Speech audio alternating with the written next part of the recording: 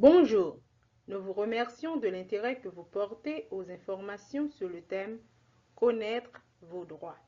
Ces informations et cette liste de ressources ont été élaborées par le personnel et l'équipe d'action pour l'accès aux langues du réseau d'avancement communautaire. L'objectif de cette présentation est de fournir des informations utiles sur vos droits aux États-Unis, notamment une vue d'ensemble de vos droits au sein de votre foyer, vos droits avec les forces de l'ordre, vos droits dans votre communauté, vos droits en matière d'éducation, vos droits lorsque vous voyagez, vos droits religieux, vos droits linguistiques et des informations sur la manière d'obtenir l'assistance d'un interprète.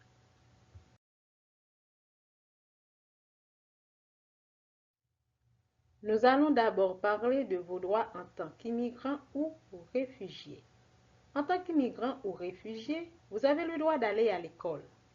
Vous pouvez vous adresser à votre agence de relogement ou auprès de votre avocat pour voir comment vous pouvez parrainer votre famille ou un membre de votre famille. Ceci s'applique aux citoyens et aux résidents permanents. Vous êtes protégé par la loi des États-Unis.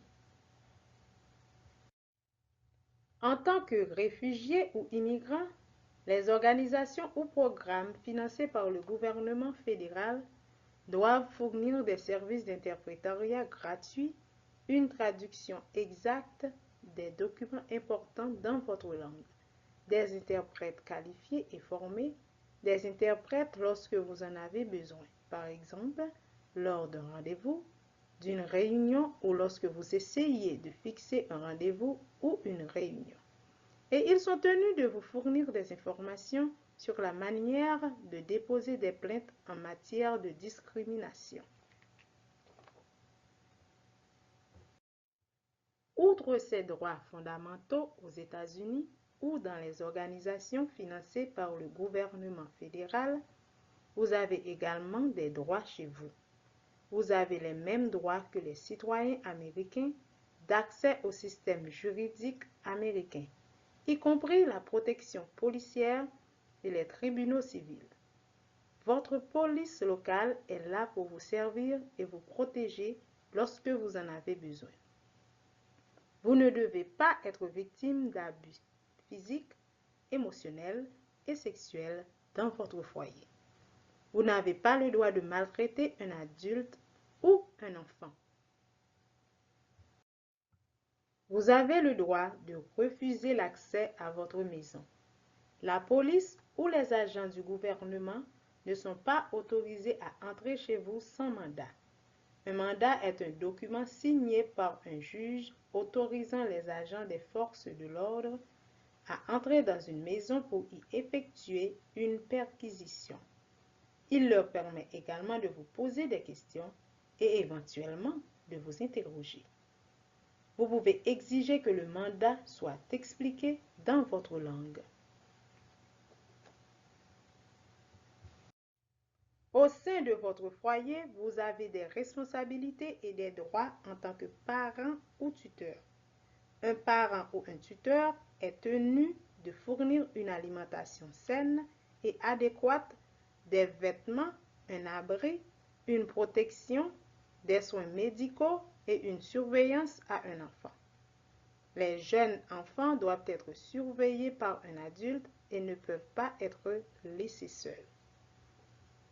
Vous pouvez avoir des ennuis judiciaires si vous frappez, donnez des coups de poing, secouez ou blessez physiquement votre enfant de quelque manière que ce soit. Les enfants sont protégés par la loi texane et le parent se doit de respecter la loi. Vous avez des droits lorsque vous avez affaire aux forces de l'ordre à votre domicile. Vous n'êtes pas obligé d'ouvrir la porte. Les services d'immigration ou le FBI ne peuvent pas entrer chez vous sans mandat.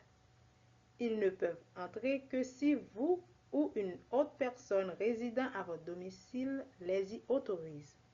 Vous avez le droit de rester silencieux. Aux États-Unis, Vous avez le droit de garder le silence et de ne rien dire à la police. Vous pouvez dire aux agents, je veux parler à mon avocat avant de répondre à toute question. Et ne pas parler tant que votre avocat n'est pas présent. Vous avez le droit d'appeler un avocat. Appelez l'American Civil Liberty Union, ACLU, de votre région. 512 478 73 00 pour obtenir une aide juridique. Vous avez le droit de ne rien signer. Ne signez rien sans en parler d'abord à un avocat. Vous avez également des droits lorsque vous avez affaire aux forces de l'ordre dans votre véhicule. Lorsqu'une voiture de police allume ses feux et ses sirènes derrière vous, ralentissez. Allumez vos feux de détresse et rangez-vous sur le côté de la route lorsque vous pouvez le faire en toute sécurité. Ne vous arrêtez pas au milieu de la route et ne bloquez pas la circulation. Aux États-Unis, la police arrête les voitures pour des infractions généralement mineures. Ne paniquez pas, c'est une situation courante qui se solde généralement par une contravention que vous pouvez payer immédiatement ou pas. L'agent de police s'approchera de votre fenêtre pour vous parler après votre interpellation. Vous restez dans votre voiture et vous lui remettez les documents qu'il vous demande. En général, il vous demande votre permis de conduire, votre carte grise et une attestation d'assurance automobile.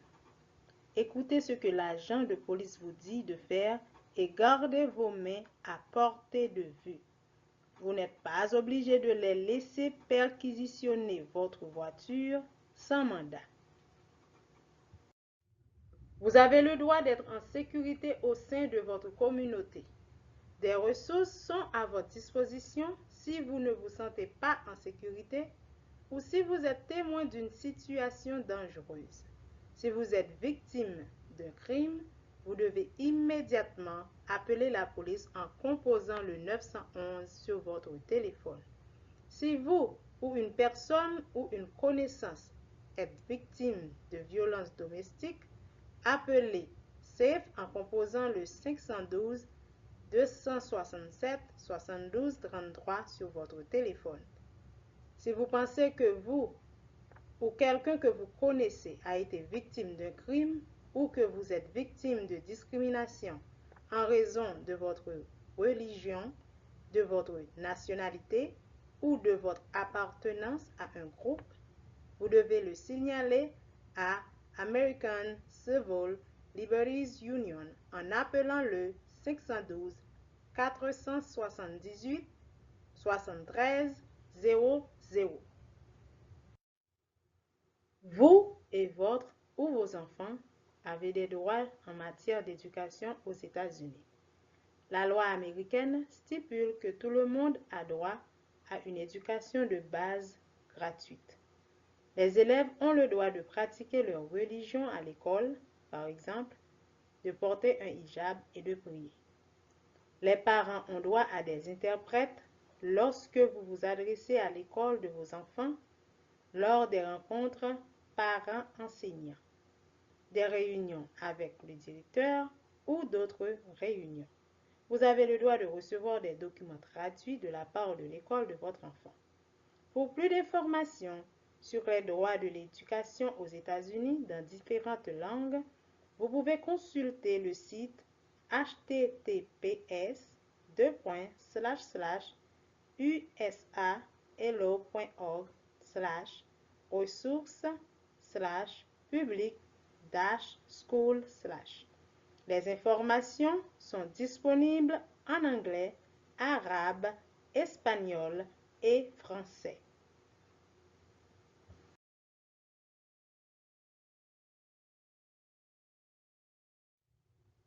Vous avez des droits lorsque vous voyagez. Les réfugiés ou les immigrants peuvent voyager n'importe où aux États-Unis. Mais demandez à un avocat ou à votre agence de réinstallation d'examiner vos projets de voyage avant de vous déplacer. Si vous voyagez aux États-Unis, ayez vos papiers d'identité. N'oubliez pas que si vous êtes un résident permanent, vous êtes tenu d'informer les services de citoyenneté et d'immigration des États-Unis, USCIS, dans les 10 jours suivant votre changement d'adresse. Les réfugiés peuvent voyager à l'étranger avec un document de voyage de réfugié valide. La personne qui voyage doit s'assurer d'avoir tous ces documents, tels qu'un passeport, une carte verte ou un titre de voyage pour réfugiés. Les réfugiés qui n'ont pas de carte verte ou la citoyenneté américaine ne doivent pas voyager en dehors des États-Unis. Si vous ou quelqu'un que vous connaissez est détenu, vous devez contacter airport@refugeerights.org. Appelez l'American Civil Liberties Union de votre région en composant le 512 478 73 00 sur votre téléphone ou demandez à parler à votre consulat.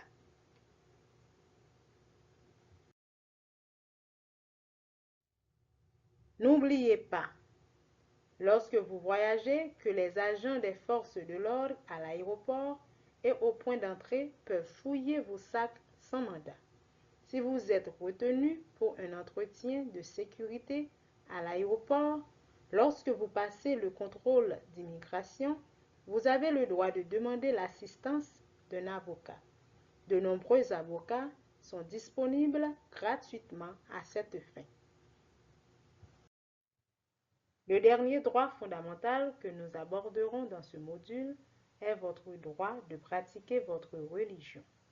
Le premier amendement de la Constitution des États-Unis stipule que toute personne aux États-Unis a le droit de pratiquer sa propre religion ou de n'en pratiquer aucune.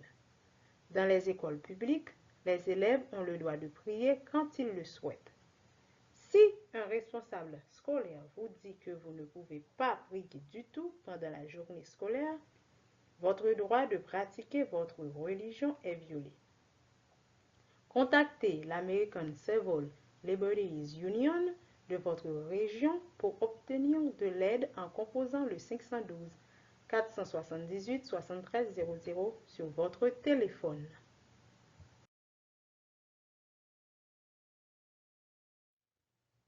Si vous recherchez des services linguistiques, vous pouvez montrer aux organisations votre carte iSpeak pour leur faire savoir quelle est votre langue maternelle et que vous avez besoin de services de traduction ou d'interprétariat. Ces cartes sont gratuites et disponibles dans les bibliothèques publiques. Les cartes iSpeak sont disponibles dans les langues suivantes. Pour plus d'informations, visitez le site wecanat.org. Et si vous avez des questions ou si vous souhaitez une présentation, envoyez un courriel à info@canatx.org.